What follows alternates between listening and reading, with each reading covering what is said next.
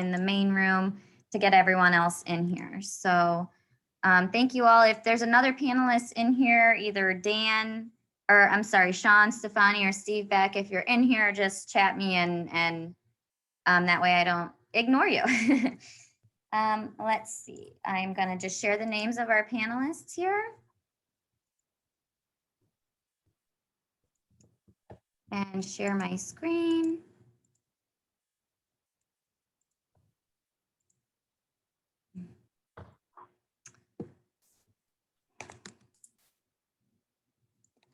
Okay, share screen.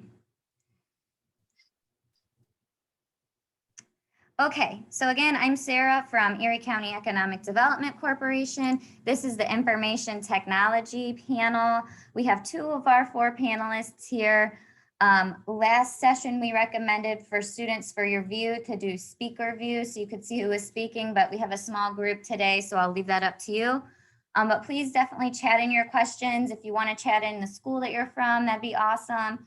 But we definitely want to make this interactive and talk to you throughout. So the way that we are describing our information technology cluster is jobs in IT involve the design, development, support, and management of hardware, software, multimedia, and systems integration services. But I think Carl and Julie will make that a little more relatable and a little less jargony. So I have some background here. I will read their intros and then I'm going to hand it over to Julie first because I have a little presentation from her. But again, ask questions as you go. So Julie is the Director of Technology Support Services at Bgsu Firelands. She provides leadership in the development and administration of information technology initiatives and policies for Bgsu Firelands, responsible and accountable for the success of the Office of Technology Support Services. Then we also have Carl Kessler, who's the Senior Vice President and Chief Information Officer at Civista Bank, headquartered in Sandusky. We provide banking services to consumers and businesses with a goal of growing our communities and improving folks' financial health. So Julie, I will turn it over to you. If you just want to tell us a little bit about your role, what you do, and how you got there, we would greatly appreciate that. I'll work on the slides. Oh, there we go. Great, thanks, Sarah. So as Sarah said, I'm the Director of Technology Support Services, which, as Carl will attest, and most of our panelists, I think you're going to hear, it's all encompassing. Anything remotely connected to technology probably or likely will go through one of your panelists from all different levels. So I think that's going to be a pretty common theme you'll hear. And Sarah, you can go ahead and go to the next slide. So to kind of understand who we are, Bgsu Firelands is one of the undergraduate colleges of Bowling Green State University. So our regional campus. Think of the BG main campus smashed and dropped into Huron, Ohio. So we have our own IT department, our own admissions, all of those things. We service about 2,000 students from Erie, Huron, Ottawa, and Lorain counties right now. We have over 15 different student organizations. We have our own student government, and we have 33 degree programs here, both associates and bachelor's levels. So healthcare, computer science technology, respiratory care, education. We have a variety of programs here, and we support in tech support services all of those programs and all of those students. You can go ahead and go to the next slide. So what does that really mean? This is where I work. In fact, that is my exact building. It is a conference center for BGSU. That's a pre-COVID picture, Julie? That is a pre-COVID picture. I liked it better. To give you all a heads up, you can hit the next slide. What do I do on paper? Okay, so basically Sarah read that whole first verb to you and the whole first jargon button there. I work with everybody, faculty, staff, students. We assess all the needs on campus on what all our students want. What do you need to support your programs? What do you as students require when coming to campus to make you successful in school? So I will get students who bring their own device. I will get faculty and staff who are using classroom technologies, from projectors to audio visual to things like that. So I oversee all of that. I do the budgeting. I work on construction projects. I assess new technologies. We do room renovations. We do all the back end kind of information. We have a network infrastructure here that we provide security for, all of those levels. Then we also work with our BG IT department to provide additional services. So Sarah, you can flip to the next one. But what does all that really mean? It means it's really never the same day twice. So what I will tell you is a career in technology is never the same thing ever. So I will come to work one day and I might have a meeting or a presentation like this for an hour. Then somebody's going to be knocking at my door because something broke in a classroom and they need assistance down there. That tends to be audio visual. My next hour might have a student in it where I'm working with a student to assess their technology needs and what they need for classes, from disability services to just my computer won't get on the Wi-Fi, you know, things like that. I am not a programmer though. So programming is one of the things that you hear technology talked about a lot, computer science. You're going to get a lot of those programming kind of things that I am trained in it. I have done that and I didn't love it. I have to tell you all. So that was my big thing, right? I was like, I can't sit behind a computer screen and program all day long. That can't be me. I wanted more to deal with the help desk side of the house and more to deal with the normal average person that might be working on technology. So all of you in here, I think you can raise your little hand button. All of you have computers or are faced with computers every day. Obviously, you're in this Zoom thing. But did you know that technology on this campus also includes social media? So how many of you are on social media every day? Right? Pretty good number of everybody, right?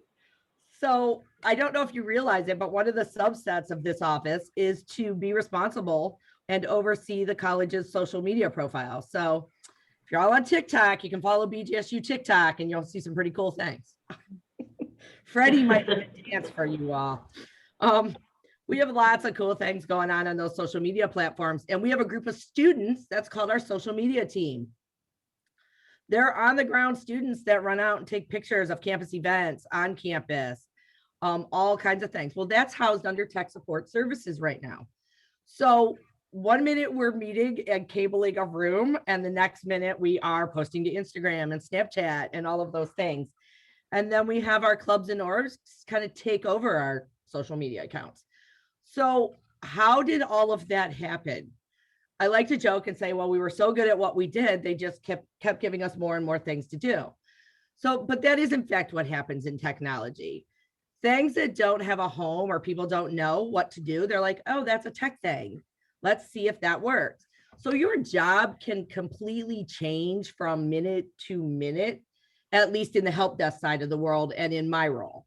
So again, that's some ground support, tech support, things like that. If you want to flip the screen. All right, so how did I get here? Purely by accident. I'm just going to tell you all that. I did not go to school for technology. The average student changes their major sometime between 3 and 5 times during their college career. So don't be afraid if you have no idea what you want to do. I was that person. So I am an average student. I changed my major 3 whole times. I was going to do criminology and criminal justice at Ohio State because I did not plan on going to Bowling Green. I wasn't going to be here. I'm leaving town. So I left town and went to Ohio State. Got there, didn't love it. Also learned how long I had to be in school to actually make it through that whole psychology field. And I thought, I have lots of other interests. So I came to Bowling Green and majored in fashion merchandising. I got a job in our computer lab. And the computer lab was really interesting because I was like, oh, this is kind of fun, but it came a little easy to me. So helping students with Excel, helping students with some of the programming languages. As I started to do that, I kind of fell in love with that help desk side of the house. So it was purely accidental that I stumbled into the tech field or computer science. I then switched to my major. And I had some great mentors here. So I actually then obtained my Associate of Arts degree in computer science. And went on, got a tech job at Bgsu Firelands and was able to continue my degree. I went to Bgsu Firelands, got my bachelor's degree in liberal studies with computer science, communications, and sociology, because that kind of brought together all my interest areas. And then I have some graduate work in training and development. Your path isn't always straight, I guess, is what I want to tell you all. And your job can change, and everything is an opportunity, good and bad. So how many of you are in love with math? Raise your hand, because that's not me. I do not love math. So programming wasn't my thing, right?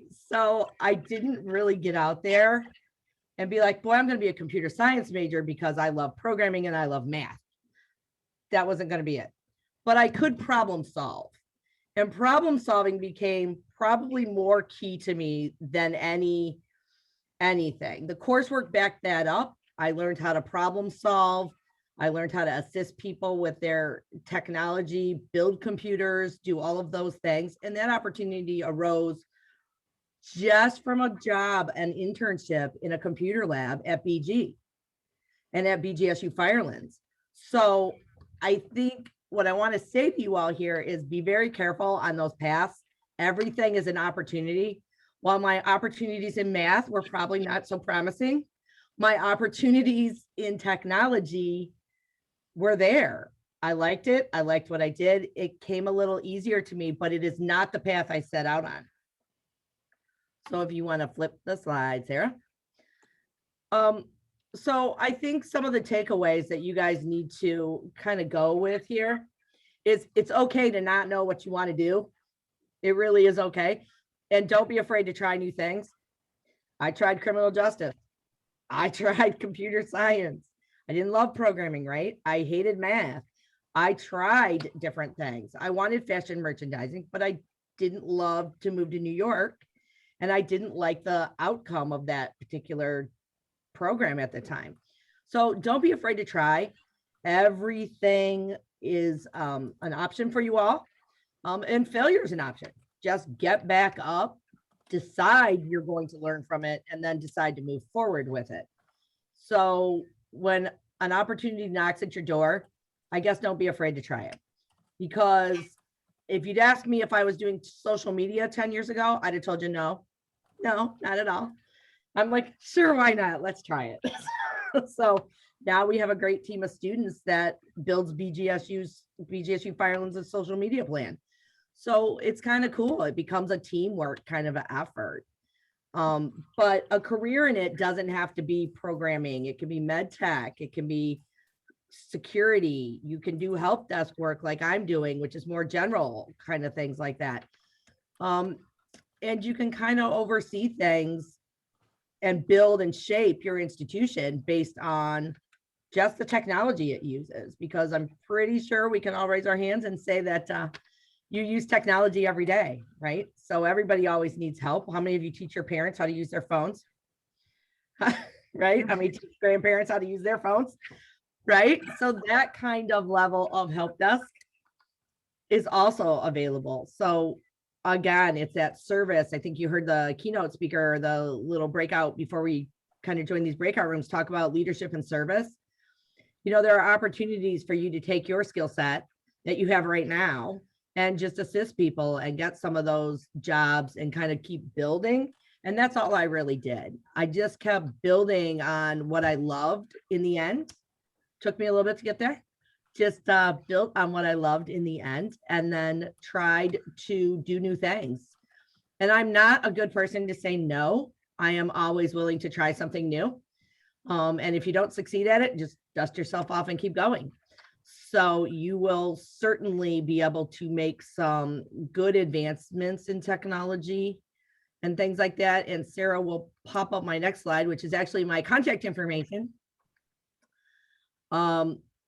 If any of you want to talk more in depth about what it means to be at a help desk and really assist clients with their daily tech needs, or want to take a tour or just see what some of the day-to-day stuff is we do, there is my contact info, and we will be happy to do that with you all.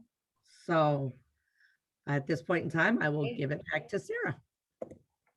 Thanks, Julie. It's true. The paths are winding, and I really like how you talk about some of the ongoing professional development. And I'm going to follow up later with a question about, you mentioned mentors too. So, but first I'll turn it over to Carl, and he can talk a little bit about what he does. Yeah, and of course, Julie did this great job of putting a presentation together. I just sort of provided my my LinkedIn profile. Is there a chance, Sarah, you can pull it up I can. while I talk? So while Sarah's pulling that up, just want to say hi, welcome. I'm so excited that you are all here and interested in IT. And I'm going to throw one point out there right away, which is if many of you are talking to people my age, which is probably the age of your parents or fairly close to it, they may have been discouraging to you on IT. There was a long period between about, I don't know, 2000 and 2015 or so, even until recently, with a lot of talk about offshoring of IT jobs. If, you can't offshore Julie, because somebody from India can't come in and take care of what Julie takes care of, right? And so there's actually a really, really big shortage for the kind of development and stuff that I do and that my bank does because people just didn't go into the field for quite a long time. So there is actually a great deal of pent-up demand. It's very hard to find skilled resources, and we're looking for a lot of people to come back into the field. And I will tell you, it is a lot of fun. Let me see here. Okay. Now I want you, if you could please, Sarah, all the way to the bottom, all the way to the bottom. Keep going. Keep going. Yeah, a little bit farther down. Keep going. Keep going. Yeah, don't open everything up. My goodness. Well, okay. A little bit farther. There we go. We got down to the education. Okay. Okay. So if you want to get into IT, what I'm clearly recommending is you go to a good state school, a MAC school, right? We gotta talk MAC here, but I gotta say go Bobcats in the tournament because the OU Bobcats made the dance this year for the first time in a long time. And of course, you should get a journalism degree. My degree is in broadcast journalism. I did a little bit of TCOM and I did a lot of poetry writing in college. So that's clearly the path forward to become chief information officer of a $3 billion bank. So very much like Julie, you start off sometimes in certain ways, and then it takes a little bit of a turn. So if you scroll up just a little bit, excuse me, Sarah, you'll see there was an intern at Channel 19. So I still know some of the broadcasters in Cleveland from when I was working in the newsroom with them. But out of college, I came out of college in very rough times. 1992 was a recession. It wasn't the Great Recession, but it was a recession nonetheless. And I was 6, 7, 8, 9 months probably. I didn't have a single job offer. I went to a job fair in downtown Cleveland. I got a $30 parking ticket, and it was the best $30 I ever spent because this Defense Finance Accounting Service in downtown Cleveland called me back. And they said, hey, I know you applied for like a writing type job, but would you be interested in being a computer programmer? And I told them, well, seriously, I have computer science on my resume, but I just took a few classes in college for fun. They were really, really fun classes. I enjoyed them a lot. And they said, well, they had a program where, if you had a good GPA and you met certain criteria, they would teach you to program. And I didn't really want to do it, but I also was planning on getting married and I really needed income. And the income was actually pretty good for coming out of college. And so, I went ahead and I took that job. And obviously that's how I ultimately went into IT, right? If you're serious, if you really know you want to go into IT, you definitely should go to college or some sort of a 2-year or 4-year school, for technology. I wouldn't necessarily actually recommend you go into broadcast journalism. But it was my crazy path to where I am today. And it was really interesting. One of the main reasons why I didn't want to do computer science and why I dropped out of computer science is I was in journalism because I was a writer. I like to write. You notice the poetry thing, right? So, and I really didn't want to do computer stuff because it wasn't creative. The creativity component was really important to me. And it took about 3 or 4 years of working in the field until I got a little more advanced in the kind of software development. So I was actually writing code that I was doing, that it all of a sudden hit me that writing code is actually extremely creative. It takes a lot of creativity to problem solve. And I won't go into too much more detail, but if you view yourself as a creative person, you could be a very good IT person. If you're a good problem solver, you could be very good at IT. I think Julie mentioned math, right? So if you like math, there is absolutely no doubt that that would be a good leading skill, right? So how many people raise your hand or do a little thumbs up if you like geometry and algebra? Let's see if anybody's listening still. Oh, there are a few that like geometry and algebra. You notice I didn't go all the way to like calculus and stuff like that. It's the problem solving component of geometry and algebra that is going to be an indicator that this could be a good field for you. All right. How many of you play an instrument? There's one. Anybody else play an instrument? A few more. Okay. So the reason the government hired certain people that they did is they had found that music majors made outstanding programmers and IT people. And it took me a while to kind of figure it out a little bit, but as a little bit of a test, next time you're listening to music, if you can pick out, say, the bass line and the drum, maybe the rhythm guitar, maybe you can pick out the lead guitar. You can pick out, if you can listen to an orchestra, so challenge yourself, go to classical music and try to pick out an oboe, a violin. If you can do things like that, in your mind, you're able to keep lots of different things running kind of at one time. Think about multitasking kind of, which by the way, isn't true. People can't multitask, but anyway, you're keeping lots and lots of different things in your head at one time. That is a skill that not everybody actually has. And it's super important for like IT, for software development. So those are just some things to think about. Also, gaming, not your like adrenaline rush, run around, shoot kind of gaming and stuff. If you like gaming where it's puzzle oriented and you're trying to figure things out. So it could be a game like that, but one where you're questing, you're looking for things, you're having to figure stuff out. Any of the logic type games that you have on your phones that are take some thinking and stuff. That could be a great indicator that you'd be really good in the IT field. And so I made a note of creative. So Julie is very much in the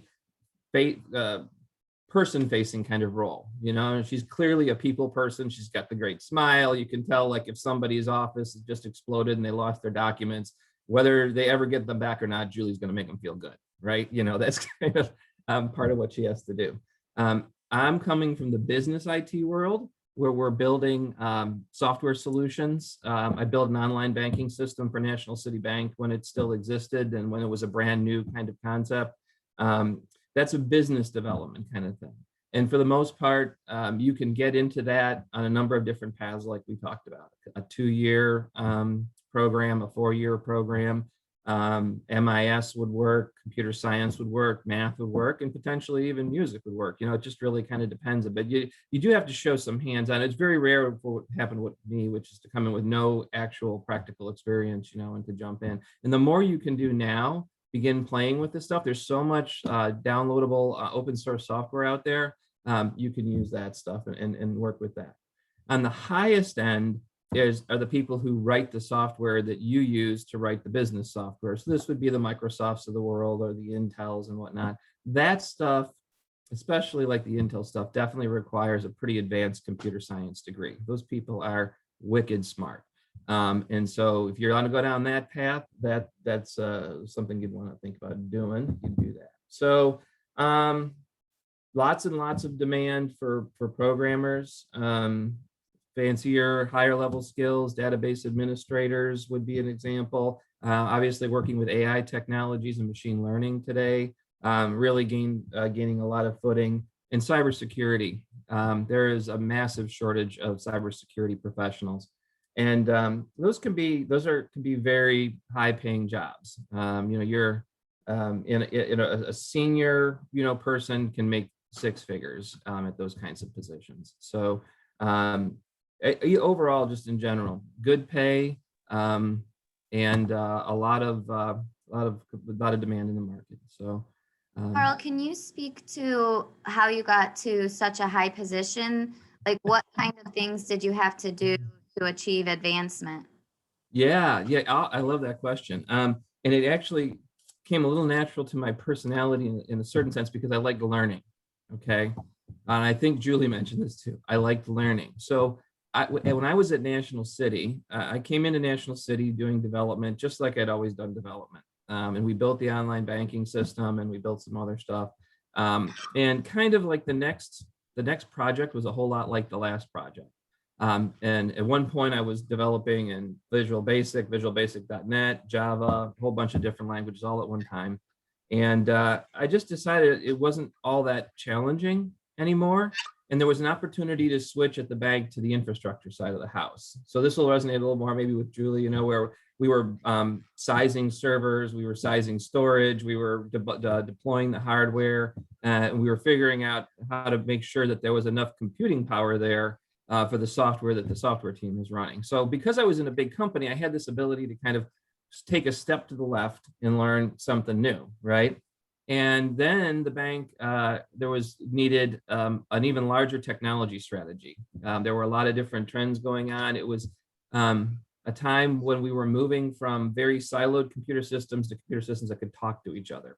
And they can do that a lot today. It happens in the background, when your mobile app talks to something else. And they needed somebody to develop the strategy around that. And so through my moves and having worked hard, that you heard, I was able to get the opportunity to lead and develop that strategy. And once that strategy was up and running, and I was in a role called enterprise architecture, which means how does all the technology work together in the bank? There was an opportunity then for me because I was really kind of interested in cybersecurity, and I had worked really closely with those people, and I respected them and they respected me, and we worked together to solve some really interesting cybersecurity issues over the years to take over and lead one of the cybersecurity teams there, deploying the cyber security technology to protect the bank, firewalls and things like that. And from there, in that leadership role, we had 2010, we had the economic crisis, PNC bought National City. So after a little while, I was basically out of a job at that point because when banks combine, people get let go. And so I ended up traveling around to Atlanta. I went to another bank, you can see in my resume there in Buffalo, and led a team there and deployed a lot of different technologies. And then from there, First Federal Lakewood, which is not the bank I'm at right now. I'm at Civista Bank, where you want to open up an account. That's where I had my first CIO role, because my background was so diverse that for a bank of Lakewood size, I could really, really help them a lot. So I know that's a long answer, but I thought it would help. It's great. And I have a question for both of you, just because I think it's so interesting how different of organizations that you work for, publicly traded multi-state bank, nonprofit state university. And, Carl mentioned, you have that top tier like the Microsofts. And I think a lot of us think IT, I have to go work for Microsoft. So can you talk about just how you got into university or how you got into bank, and then what other kinds of organizations and institutions around here would have these kind of roles that people can and grow in? Sure. I think, Carl, I'll take a stab at this one first, and then I'll let you go. Mhm. I think there's opportunities everywhere, I'm going to tell you, in IT. Some of our smaller companies that you're going to see in the area have it. My path for me was slightly different. I was able to get an internship in one of BG's computer labs. Then BG had a job opening for a tech support person. I was like, oh, I'll do that. I did that. Then I, moved up to coordinator of computer services. Then I moved up to director of technology support services. All the while they're adding, more and more people reporting to you and things like that. So I kind of stayed really at one institution, BGSU Firelands and BGSU. But a lot of our interns or students that have worked with me on my social media team, I've got one in Huron County right now, working for, Huron County, the county entity. I've got students that have gone on that are working at Key Bank. We have students that are working at Firelands Regional Medical Center, at Gnomes. So I think you can find IT at all levels. Most of the students that I'm working with are really going into what I call tech support fields. Some of my programmer people end up in Cleveland or Columbus or Toledo, but most, I will honestly tell you, I think in this area, if you want to stay in Erie, Huron, Ottawa, Lorain counties, you're going to find a lot of opportunities at even smaller companies because, as Carl alluded, especially in cybersecurity, there's, that is a giant industry that might pull you into Cleveland, Columbus, those kinds of places. Where in this area, you tend to be more of a generalist. You learn new things kind of as it goes based on how your company grows. But the hospitals certainly hire an incredible amount of people for all levels, help desk, programmers, analysts, all of the roles that Carl has held himself, some of them security, those kinds of things are really at a lot of places. Yeah, I agree. There's any of the bigger companies are going to have some form of IT, from doing stuff like the tech support, like you talked about, Julie, depending on whether they do in development in-house and other things. One big segment I forgot to mention, and I was trying to get the right word for it, because I am not, so my background is not instant banking, not manufacturing. But there is a whole branch of programming too, where people program the equipment that manufactures goods, right? And so there are a lot of manufacturers, they may look kind of smallish, but that have a programmer that's programming that equipment. And that can be really, really fun. Because you get to work with something that's producing something, and something gets created, and that could be a whole different angle. So internships, many of the bigger companies do have internships. Look for ones not just necessarily in IT. A really good internship would be one that moves you through a couple of different departments, so you get to experience a few different things. But I hate to be not so specific, Sarah, but it's everywhere. Everything requires technology today. So you can almost walk into any business and say, hey, what do you do? And be bold. Be bold, yep. And customer service skills. I can't tell you all enough. Communication and customer service skills. 90% of any IT job is being able to take something that is so IT jargonish and bring it down to where your executives or people working around you kind of understand what you're talking about. Carl brought up manufacturing, PLC control modules are a huge thing. Yes, they're a giant thing. And you've got a lot of small companies around here that aren't even so small, but just are, regional sites of Ford and places like that, that actually create a product. And poke around online, folks. This whole, COVID thing, with everybody getting used to using Zoom, from younger people up to really old people, right? Just to be honest, right? Has opened the door that many traditional companies that didn't want to have remote workers are now realizing that it works out really, really well. So look around online, poke around, and see what you can find that way. I still like to be in the office, but I also like to be home too. But I like to meet people like y'all and chat and get to know you. Great. Well, thank you so much. Any more questions, please chat in, students. And I just have a quick question for the students. We looked over Carl's LinkedIn. Can you raise your hand or react if you have a LinkedIn? So I would recommend starting your LinkedIn professional profile. It's social networking for professionals. And it's your online resume, and it's a great way to connect, especially, for example, with the folks that you meet today. So just build your connections. Like the whole value of LinkedIn. The resume is awesome, but it's your connections. When you get out of college and you're looking for work, hopefully you've done an internship that leads to a job. But if not, you got those connections built out. And anybody who's in the business world anywhere, connect to them so you've got that network built. Great. Well, thank you so much to our panelists. We actually have these same two on in our next information technology panel next hour, and we have two more joining. So if you're in information technology again next hour, students, think of some questions for them. If you had trouble getting into this breakout room, check and see that your Zoom is the latest version, please. But now we're gonna leave this meeting, and we will see you on the hour 3 link. We will have a 10-minute session with the full group. So please be prepared to engage in that session before we go to our breakout room, our 10 o'clock breakout rooms. Thank you. Thank you guys for chatting and thank yous. And we will see everyone again at 10 o'clock link. Thank you.